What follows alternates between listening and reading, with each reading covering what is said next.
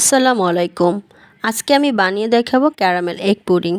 কিভাবে খুব কম সময়ে পারফেক্টভাবে বানানো যায় সেই রেসিপিটি শেয়ার করব। এর জন্য প্রথমে আমি বানিয়ে নিচ্ছি ক্যারামেল। ক্যারামেলের জন্য নিচ্ছি 3 চা চামচ চিনি আর নিচ্ছি 1 চা চামচ পানি। চুলায় জাল ধরিয়ে দিচ্ছি, 2 মিনিট ওয়েট করব। 2 মিনিট ওয়েট করার পরে আমাদের ক্যারামেলের কালার চলে আসবে। কালার চলে আসলে আমরা বাটিতে সেট করে নিব। এরপর আমি এটাকে রেখে দিব ঠান্ডা হওয়ার জন্য। এবার চলে যাচ্ছি মেইন উপকরণে। এর জন্য প্রথমে নিচ্ছি 4টা ডিম, 3 কাপ দুধ জাল দিয়ে আমি 1 কাপ করে নিয়েছি। দুধটা আমরা যত বেশি ঘন করব আমাদের পুডিং তত বেশি ক্রিমি টেস্ট আসবে, খেতে অনেক বেশি ভালো লাগবে।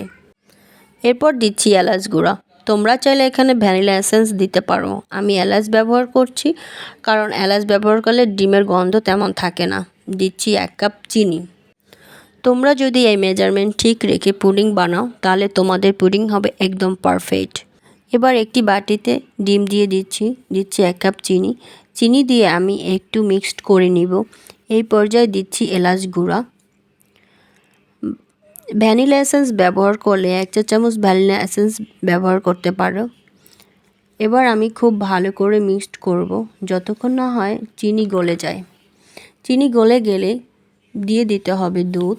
দুধ দিয়ে ভালোভাবে মিক্সড করে নিতে হবে। দুধ মিক্সড করা হয়ে গেলে এবার আমি ছাঁকনি দিয়ে ছেঁকে পুডিংয়ের বাটিটি আমি ঢেকে দিব।